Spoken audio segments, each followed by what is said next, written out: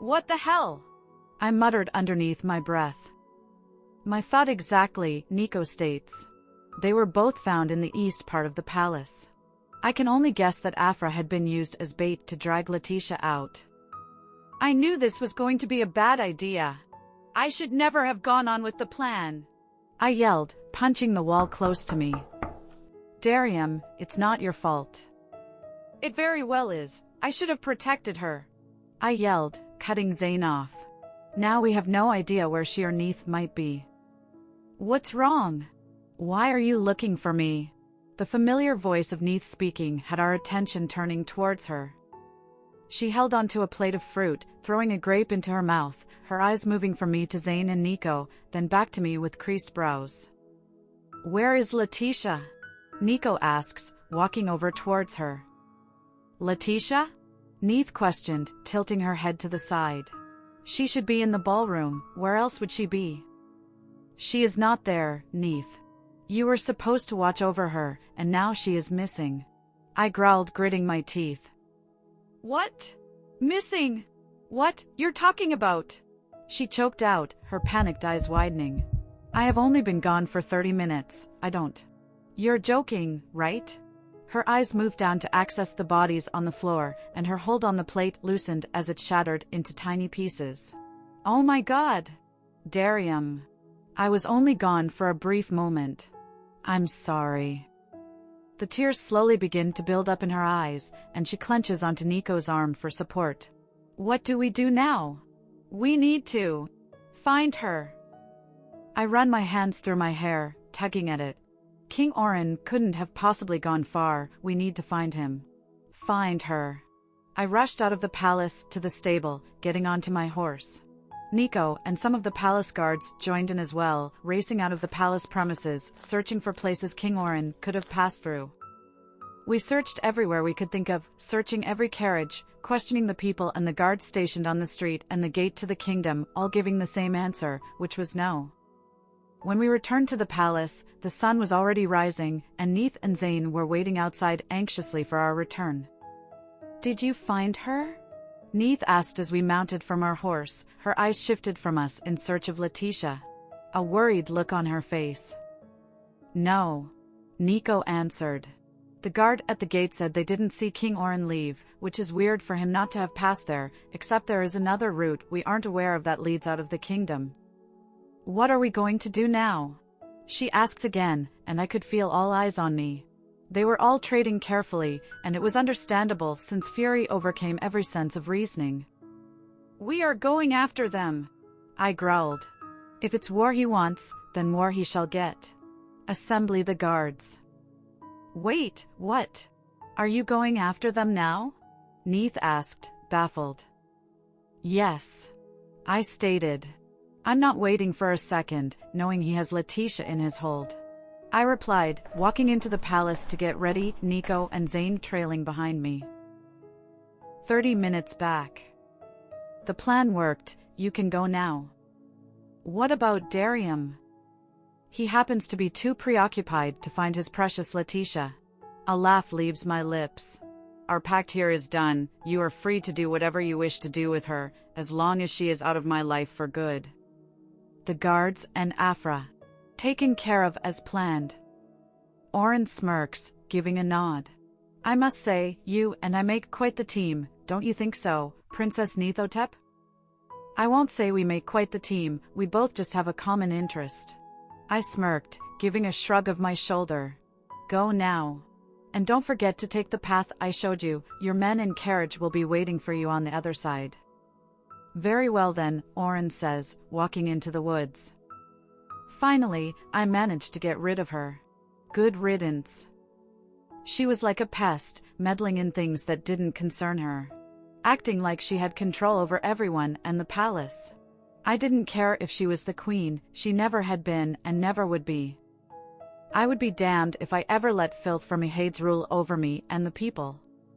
Now that I could rest, Darium would finally see that she wasn't the one for whom she had never been. It was unfortunate that she had given him a child, an heir to the throne. It still didn't help that his blood was unclean and how unworthy he was to his heir. But soon, I will make sure to change that, but first I need to celebrate. 2 headaches have been taken care of, the so-called queen and her worthless mother. Very soon, her good-for-nothing children will be next. A dark, sinister laugh left my lips as I cheered for the night. The first thing I noticed when I woke up was my need for air. I couldn't breathe. I was suffocating. Who are they, and where are they taking me? My mind was bombarded with so many questions at the same time. I couldn't see their faces, but I could tell from the gallop and movement that I was inside a carriage. Though I wasn't sure exactly since my eyes were blindfolded, I could feel a presence beside me as well in the carriage, which made me even more curious as to who it was and what they were going to do to me. "Who are you? Where are you taking me?" I managed to say, fiddling with the rope that was used to tie my hands. "Let go of me instantly. Let me go, and I will forget about it. If not, you are going to regret it." I heard the sound of chuckling and could hear a hint of amusement in its tone, which made me even more furious. Thankfully, due to his laugh, I was able to tell it was a male sitting beside me. "Who are you?" I asked again, but was met with silence before a callous hand was placed on mine, locking my hand in his. I tried to pry his hand away, but he held onto me tightly. "Quit squirming or you might hurt yourself, and we don't want that now, love." "Do we?" A hoarse, yet familiar voice said before I feel his other hand on my face, cupping my cheek as he caressed it. I moved my head away from his grip with full force, causing me to hit it at the edge of the carriage, and I groaned at the impact. "Do you have to be so stubborn, Letitia?" he scolded. I could hear the anger in his voice. "Acting like this will only get you hurt." I scoffed. "Don't act like you care about me." "I do," he says, and from his tone, he almost sounded sincere, yet it didn't change the fact that whoever he was, he did kidnap me. "You could have fooled me," I muttered underneath my breath, not buying his act. He sighed, his hand that held onto me tightening a little, but, surprisingly, not too tight to hurt me. I felt his fingers once again on my face, this time moving towards the back of my head to untie the blindfold, and slowly it fell off my eyes. I blinked for a few minutes, waiting for my eyes to adjust to the light since I wasn't sure how long my eyes had been covered. After getting my sight, my eyes wandered around the fancy-looking carriage before turning to look at the man beside me. "Why am I not surprised?" I said, and he raised a brow with a smirk on his lips. "I guess it should be a privilege that you thought of me first before anyone." He says this, making me snort. "Don't delude yourself," I said. "I don't know what this silly game is, but I demand that you take me right back to the palace." "I'm afraid that won't be possible since we are a long distance from Nisha." A sly smirk dances around his lips. "As a matter of fact, I believe we have arrived at our final destination. Just a couple of distances more." "Where are we?" I asked, trying to keep my voice from wavering. I was trembling in fear, and all I could do was pray for Darium to come save me. "Hayatia." He stated this, and I gasped out. Oren squeezed my hand, releasing me from his hold. "You don't have to worry about anything now, my love." "I'm not your love, and I would very much like it if you didn't call me that," I spit. "I guess you still need time to get used to this, but you don't have to worry. I'm sure as time passes, you will learn to love me and will thank me for having taken you." "In your dreams," I yelled. "There is no way in hell I would ever love. There is only one man I love, and that is Darium. Just wait till he gets here, you'll be in deep trouble, and I'm going to enjoy him ripping your heart out," I said boldly. "Darium!" he yells, his eyes blazing with anger. "You think he can take you away from me? Never. You belong only to me and me alone. He doesn't deserve you." "And you do?" I chuckle. "The fuck, yes," he growls. Just how delusional was he? "Why exactly do you wish to claim me as yours?" I said it angrily. "You could have any woman you want, yet you choose me. Why?" "Because, out of all of them, no one entices me like you do. You are stuck in my head every passing second," he answered in a hoarse voice. "I belong to someone else, and you kidnapping me is just going to be a waste of time. If you truly love me like you say you do, then let me go."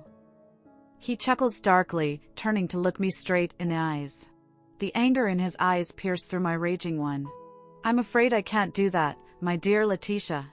I do love you, but I am too selfish to let you be with someone else. He says this, cupping my cheek.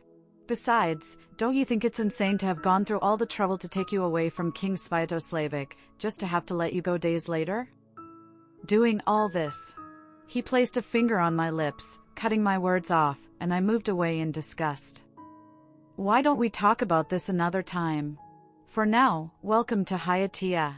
He says that before pulling the carriage door open, stepping down as he pulled me towards the pole before putting me on his shoulder. He disregarded my protest and began making his way into the palace. Minerva was in the garden for her usual afternoon rest. The marvelous scent of the garden filled her nostrils while she sat there and read. She was so into the book she was writing that she wasn't aware of the commotion going on at the entrance of the palace. Queen? Minerva's attention was immediately shifted from the book to the hysteric maid in front of her. She raised a brow, wondering what could have possibly frightened the woman. The king, she said, pointing to the entrance of the palace. The mention of the king immediately had her on high alert, and she raised a hand to her handmaid, requesting an assist to get up since she was heavily pregnant and days away from delivering.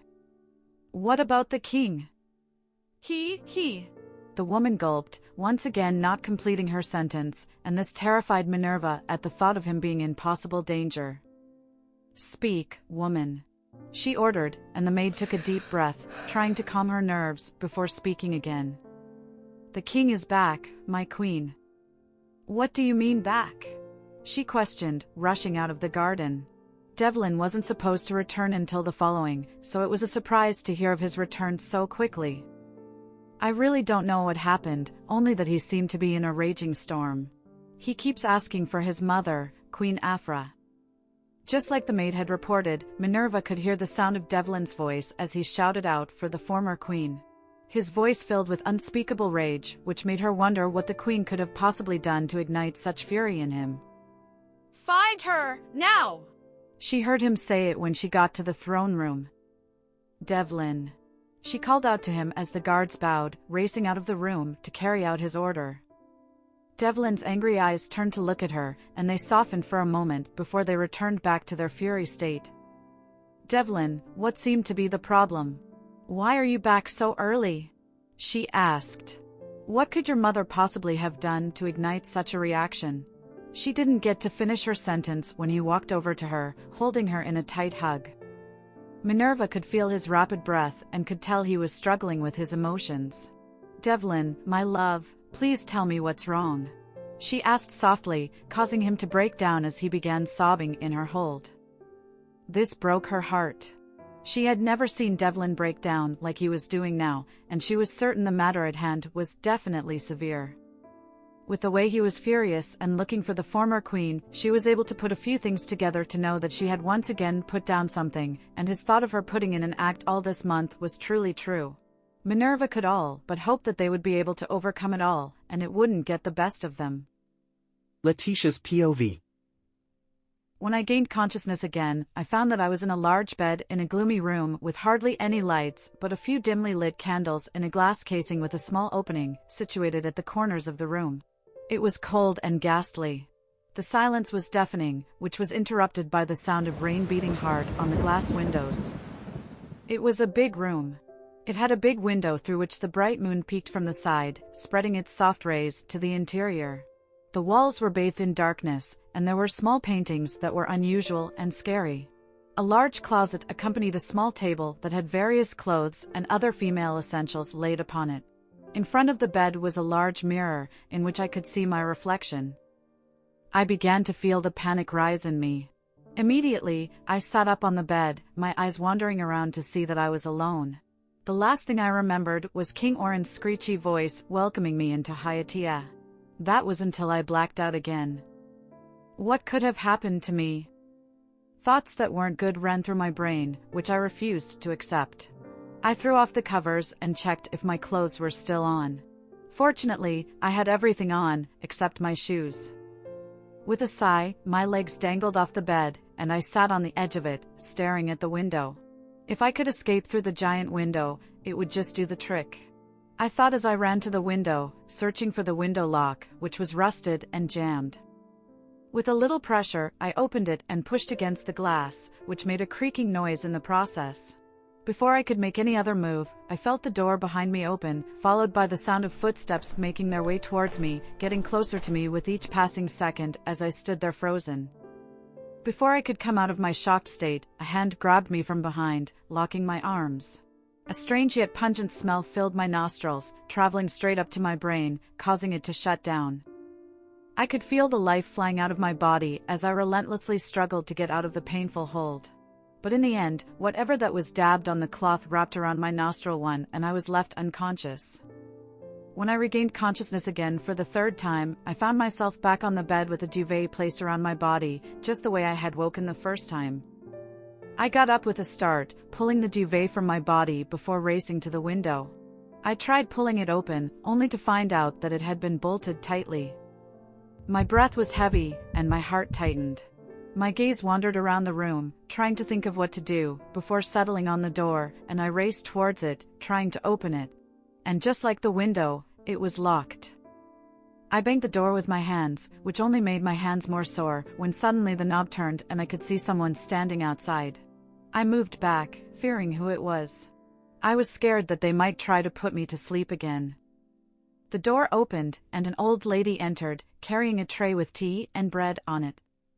"Here's your meal," she said as she put the tray on the table. Without wasting a second, I ran towards her and pleaded, "Wait, please help me. Get me out of here. Please." She pushed me away and walked out of the room, and I continued to bang on the door, but it was futile. I was distraught, and my spirit was giving up. As much as I was hungry, I didn't want to eat anything, especially when it came from the likes of King Orin. Hours went by, but nobody came. I paced up and down the room, searching through cabinets, thinking I could find something. All my efforts ended up in vain. Finally, the door was unlocked, and the same old woman appeared. Her gaze moved from the untouched food to me, and she sighed. She was holding onto another plate of trays in her hand, and she walked over to the table, placing the tray on her hand on the table before picking up the other. My eyes never trailed from her. She turned to look at me, walking past me to the door before stopping again. "You know you need to eat to get the strength to escape," she says. "You can't do that if you are too weak, Queen Sviatoslavic." I was stunned that she knew who I was. Judging from our first interaction or lack thereof, I had thought she had no idea who I was, but seeing as she used my tittle, I guess not. The woman bowed, walking out of the room, leaving me once again locked up in here. I let out a frustrated sigh, my fingers running through my hair. I glanced towards the tray of food and back to the door. I doubt Orin would ask that they poison the food. He had taken me for a reason, right? No! It was better to be safe than sorry. The last thing I needed to do was trust that sleazy bastard.